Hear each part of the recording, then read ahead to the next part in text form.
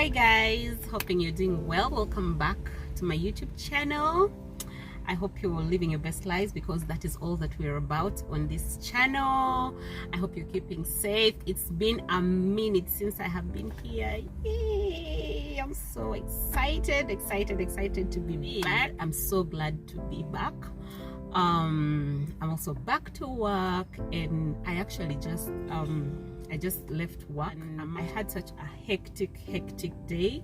I was so stressed, very overwhelmed. I received so many phone calls today, and it actually did affect my productivity at work today.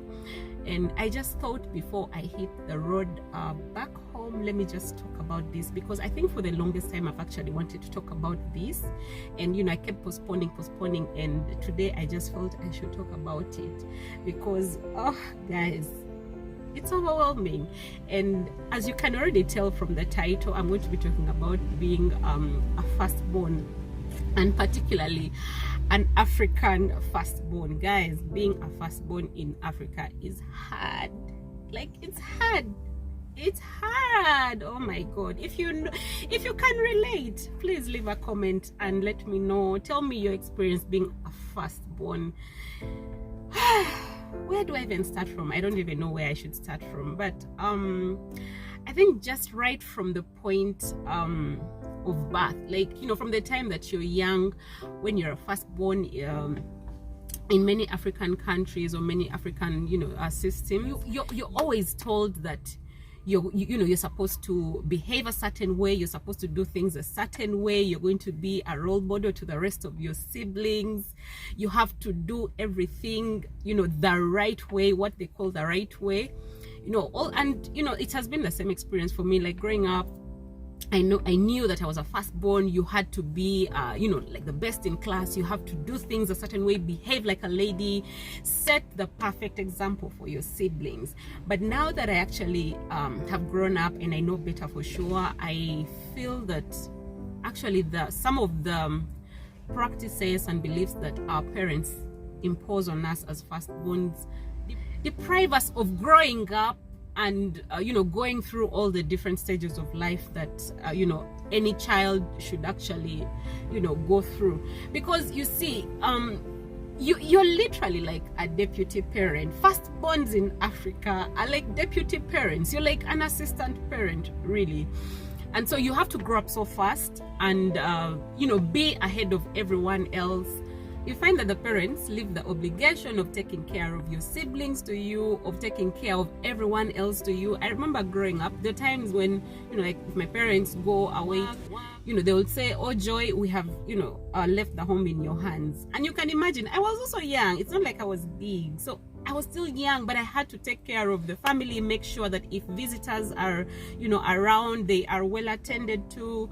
If, take care of my little siblings. It was crazy. And so you find that while, other children are going out there to play, interact with others, for me, I am busy at home actually taking care of children.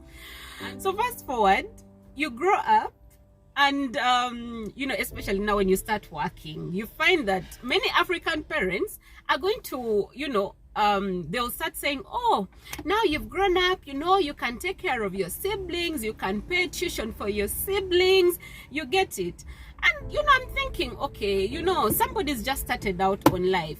And for me, this is not just even a one-off experience. I've had my friends and colleagues and people who are also firstborns share similar experiences, that the moment they start working, you find that African parents start leaving responsibility, their responsibility, to you. That now since you're firstborn, you have to take care of your siblings, you have to take care of everyone.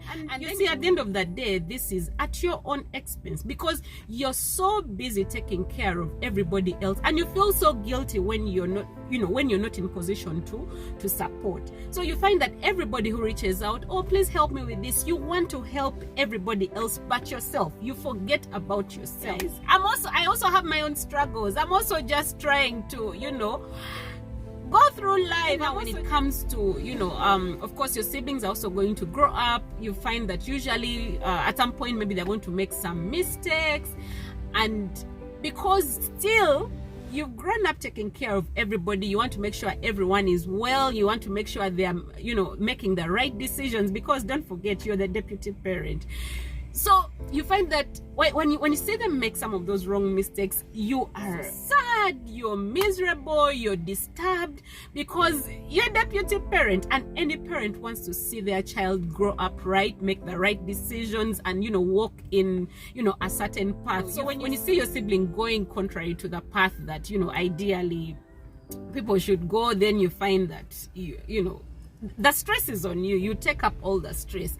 And then also you find that it reaches a point where you're actually a consultant for your parents. Whenever anything is happening, oh Joy, what do you think about this? What do you advise on this? And yet you're also just overwhelmed with so many things. You're trying to deal with life. You're trying to maneuver through life, and here you are, people are looking at you like, you know, you have the answers to all the problems under the sun. It's just crazy. It's just crazy. I have no answer. I am not God, you know. I'm also just trying to, guys, it's overwhelming, especially when sometimes you actually do not have a solution. Sometimes you do not have the money, but because you want to fulfill all their needs, you find yourself feeling so guilty, and even maybe going the extra mile to actually borrow money from other people so that you're in position to help. And then now when maybe there is a family event, you're like the events manager. You're running everywhere, you're running in all corners to just make sure that, you know, that particular event, you know, goes in the right way. And you see, for me, what I'm talking about here is the fact that at the end of it all, we forget about ourselves, because you're busy paying attention to everybody and trying to meet everybody's needs. My siblings always complain and, you know, tell me that I do not have a life. So it was only recently that I realized that I was actually suffering from the firstborn syndrome, and I realized that I have not lived my life like out there. I've not been so outgoing. I am more of, you know, stay at home, because I'm always looking at everything from the, first of all, economic perspective. You know, I'm thinking, okay, if I go out and do this, that money could actually do something. I could actually send that money to, you know, somebody to help them. And I've forgotten about myself, and it just makes me sad. It makes me sad. It makes me sad, because to you siblings, also understand, don't think that we have it all together. No, we don't.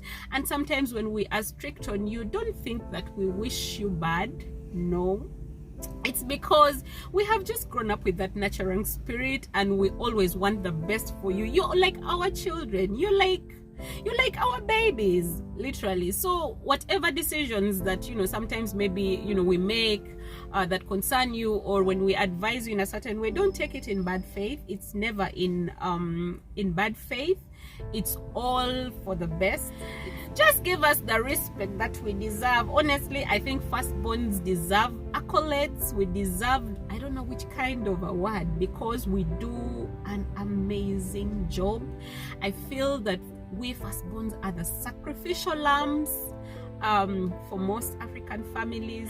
I feel so sad. I don't even know what I'm saying, honestly, but I just know that today is one of those days when I feel extremely overwhelmed that I'm a firstborn.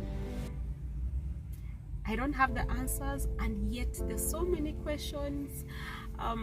Everybody needs advice from me.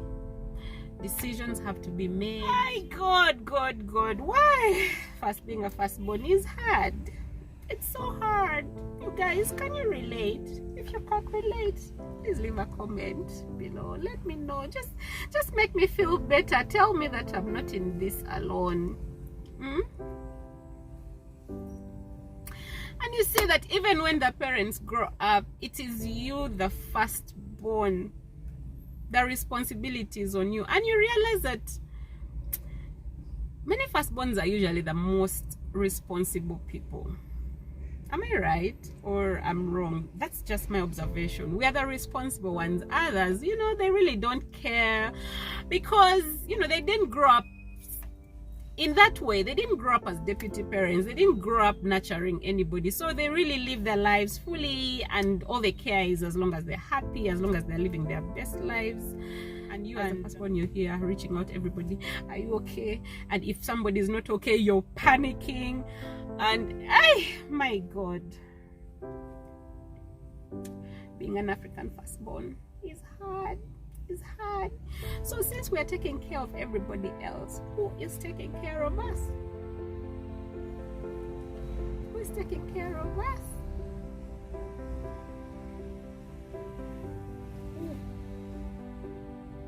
Yeah, continue to pray for us firstborns. If you're a firstborn out there, you guys are the real MVPs. Shout out to you. Shout out to you, firstborns. You do an amazing job. Clap for firstborns. You do an amazing job. We are so proud of you. May God bless the works of your hands. But being a firstborn is hard.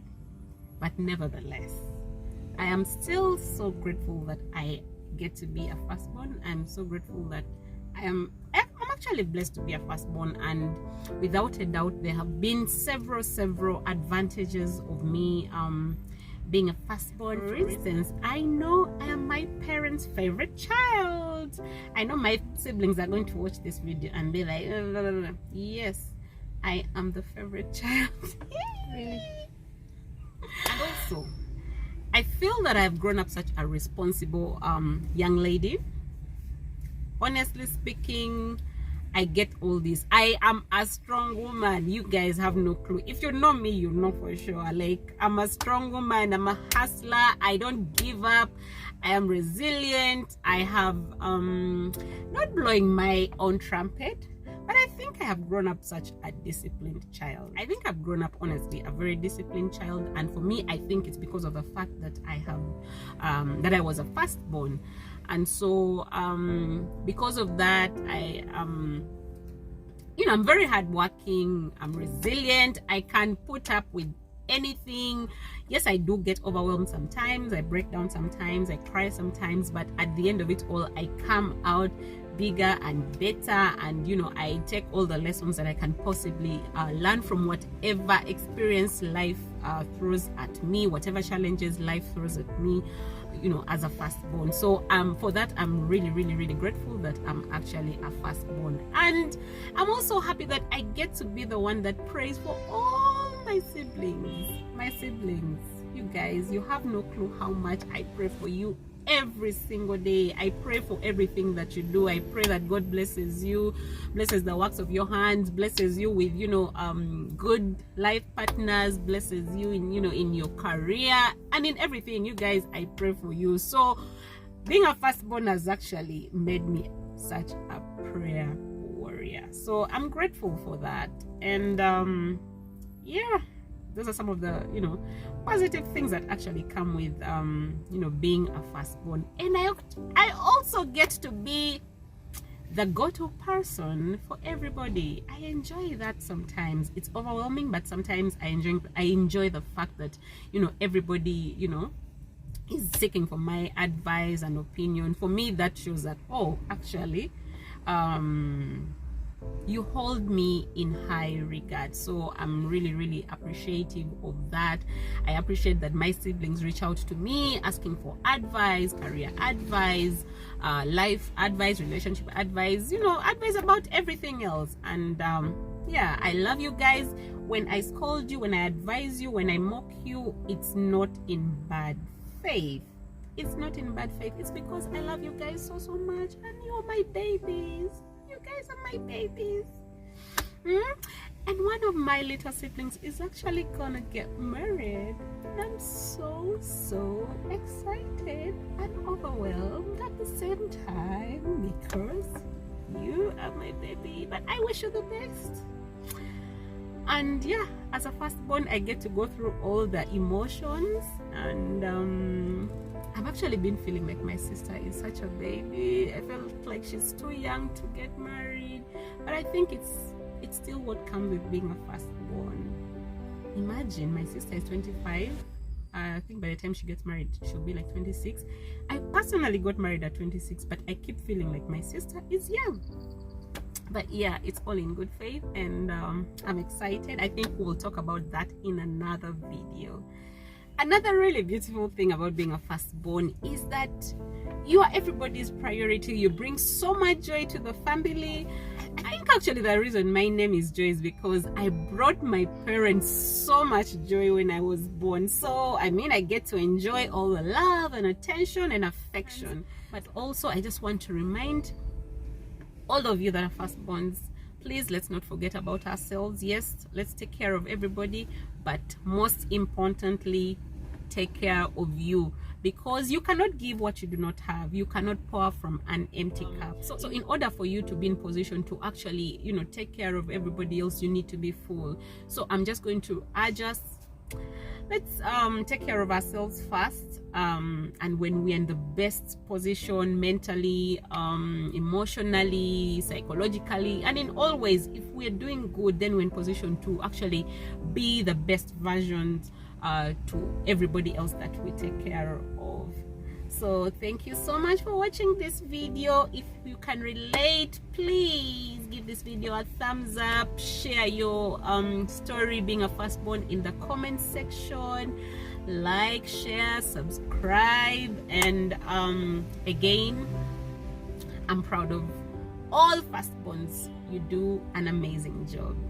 Thank you so much for watching, and until next time, I remain your girl Joy, and bye bye. God bless firstborn.